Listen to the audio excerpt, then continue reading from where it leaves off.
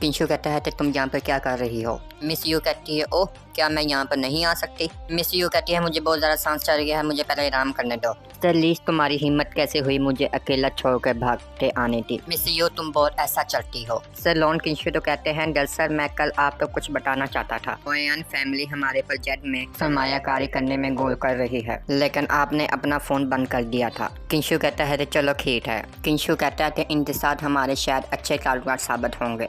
साथ ही miss you किंशु को घूर कर देखती है। मिस यू किंशु तो कहती है कि मुझे पहले आपके डिज़ाइन की जांच करने दो और इसके अलावा आपने मुझे अभी तक जवाब नहीं दिया। क्या आप मेरा बॉयफ्रेंड बनना चाहते हैं। जैसे ही किंशु कुछ कहने लगता है आगे से मिस यू बोल पड़ती है मैं जानती हूँ कि आप क्या कहने वाले हैं, बराए करम आप इस पर गौर करें, अगर आपका जवाब नहीं है। मिस यू कहती है कम से कम मैंने कोशिश तो की। किंशु मिस यू तो कहता है ठीक है मैं समझ गया। मिस यू किंशु तो देखती है और फिर खामोश हो जाती है। मिस्टर लॉन्ग मिस्टर लीस से पूछती हैं कि वो किस के बारे में बात कर रहे हैं। आप वाकई ही नहीं जानते मिस्टर लॉन्ग। मिस यू किंशु तो कहती हैं कि मिस जोई भी यहीं पर है, उसने मुझे कहा कि वो आपसे एक जरूरी बात करना चाहती हैं। किंशु मिस यू से कहता है क्या वो यहाँ पर है। किंशु मिस्टर लॉन्ग तो कहता है कि मुझे बताने के लिए अगर कोई और जरूरी चीज़ नहीं है तो मुझे जाने की जरूरत है। मिस्टर लॉन्ग किंशु तो कहते हैं हाँ मैं आपके साथ लंच करने के बारे में सोच रहा था। ठीक है आप जा सकते हैं और मैं बाद में आपको सर्वे हॉल में 10 की रिपोर्ट भेज दूंगा। ठीक है मिस्टर लॉन्ग आपसे बाद में मिलते हैं। चलो फिर मिलते हैं। ठीक है मैं बाद में आपको कैलोन के पैसे ट्रांसफर कर दूंगा। किंशु मिस यू तो कहता है आइए फिर हम चलते हैं। मिस यू किंशु तो कहती है कि मैं ज़्यादा तेज़ नहीं चल सकती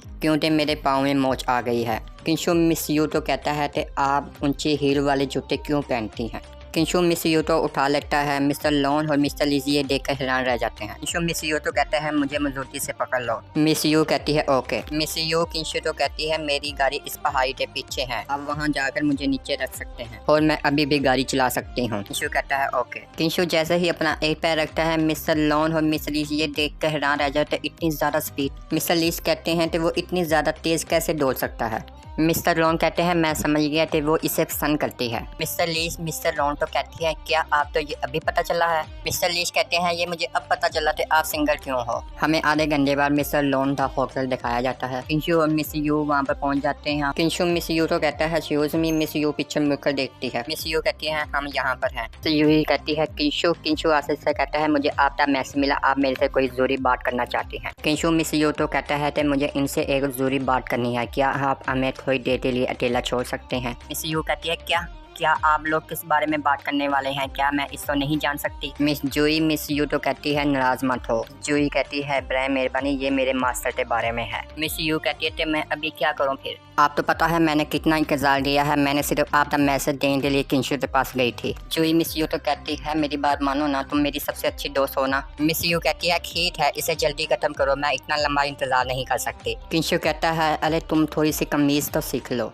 मैं इनका क्या करूं। किंशु कहते हैं कि आप जानते हैं कि आप अपने मास्टर के बारे में मुझे कैसे बताना है। मिस यू कहती है जी हाँ मुझे लगता है कि आपको मेरे मास्टर की पहले ही शनाख्त मालूम हो चुकी है, आप तो ये मालूम होना चाहिए कि वो इमोर्टल वर्ल्ड से है। किंशु कहता है यही तो वो बात है जो मुझे उलझन में डाली हुई है, वैसे इमोर्टल दुनिया से इस दुनिया में आना नामुमकिन है। मिस यू कहती है दुरुस्त है इसी वजह से मैंने आप तो पहले नहीं बताया, अगर आप वो नहीं है जिसका जिक्र मेरे मास्टर ने किया है। क्या आपके मास्टर ने आप तो फूलों की देवी, सूरज के देवता और धुन के शहनशाह के बारे में कुछ बताया था। किंशु मिस जोई तो कहता है क्या आपने कभी फूलों की देवी, धुन का शहजादा और सूरज का देवता जैसे नाम सुने हैं। मिस जोई किंशु तो ये बात सुनकर बहुत ही ज्यादा हैरान रह जाती है। मिस जोई कहती है इन सब तो जहन्नम में जाना चाहिए। किंशु कहता है गोयूस इन्हें जानता है, क्या नील तो वापस आना होगा जब मैं उस वक्त मारा गया था लेकिन। मिस जोई कहती है आप वाकई ही वही हैं। किंशु कहता है ये जानने बैठ मैं इस इमोर्टल दुनिया में क्यों आया, हजारों साल वहाँ रहने के बावजूद मेरे साथ फरेब किया गया, खुशकिस्मत से मुझे इस दुनिया में आने का मौका मिला। और कुछ लोग ऐसे हैं जिनसे मैं सख्त नफरत करता हूँ और कुछ लोग ऐसे हैं जिनकी मुझे बहुत याद आती है। जब मैं इमोर्टल दुनिया में था मेरे पास एक मशवरा था और मैं इसको लाया और मैंने इसका नाम गोयन्नर रखा। तो आप वाकई ही मेरे मास्टर के मास्टर हैं, बराए करम आप मुझे माफ़ कर दें अगर मैंने पहले आपको नाराज़ किया हो। किंशु कहता है मेहरबानी करके आप बैठ जाएं, मेरा अभी भी एक सवाल है। किंशु कहता है आपके मास्टर कहाँ पर है। जब मैं ज़मीन पर वापस आया और मैं आखिर ये जानना चाहता हूँ कि आखिर क्या हुआ कि वो कई दहाइयों पहले ज़मीन पर क्यों आई। मिस जोई कहती है दर हकीकत वो बयान होटल में है, लेकिन क्या आपने कभी रहस्यमयी अनक्रिस रणनीति के बारे में सुना है। किंशु कहता है इमोटल दुनिया के शैतान ने वक्त हो जगह के राज की छानबीन की और इसे बाद में बनाया। मिजुई कहती है ये जानने के बाद आपको घेर लिया गया है और उसने इस राज को तलाश करने के लिए तमाम तरीके आजमाए, इसलिए वो आपको ढूंढने के लिए ज़मीन पर आ सकती है। जब आखिरी बार उसने इस रहल की ट्रेनिंग की तो वो ज़ख्मी हो गई और उस वक्त वो शैतान के जाल में फंस गई थी। किंशु कहता है यही वजह है कि वो मेरे से पहले यहाँ आई थी, अब वो कैसी है। मिस जुई कहती है तुम सही हो, लेकिन इसके अलावा ये इसके जिस्म के लिए नुकसानदेह है। मिस जुई कहती है कि उनकी हालत ऐसे ऐसे ख़राब होती जा रही है, अब उनके पास ज़्यादा वक्त नहीं बचा। किंशु गुस्से में आकर ग्लास खोल देता है। किंशु कहता है कि मैं अभी जिनमैन आइलैंड के लिए हेयर टिकट बुक करवाऊंगा, चलो। मिस जुई कहती है मेरे मास्टर मेरे पास एक आसान तरीका है।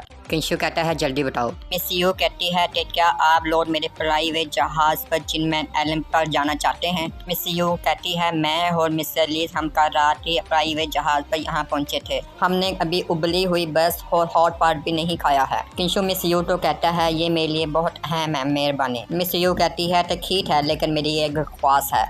किंशु कहता है ठीक है बताओ।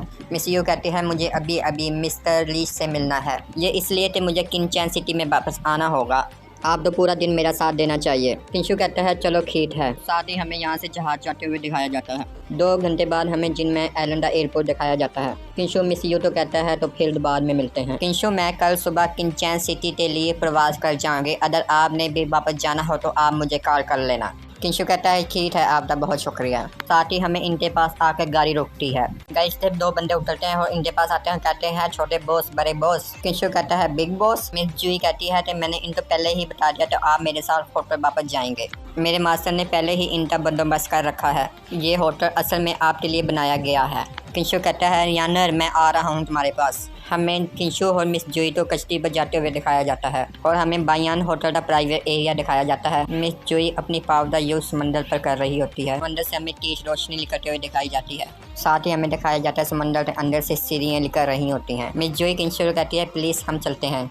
किंशु कहता है यूनिवर्सल समंदरी हुक्म अमले, मुझे लगता है कि आपके मास्टर ने आपको बहुत कुछ सिखाया है। किंशु इसे देखकर बहुत ज़्यादा हैरान हो जाता है और कहता है ये वो जगह है। किंशु कहता है शानदार पगोडा। किंशु कहता है ये मैंने यानर को उस वक्त दिया था जब मैं इमोटल दुनिया में था, मेरे मास्टर वहीं पर हैं जब वो बेहोश हो गए थे। किंशु कहता है आइए चलें जाकर यानर को देखते हैं।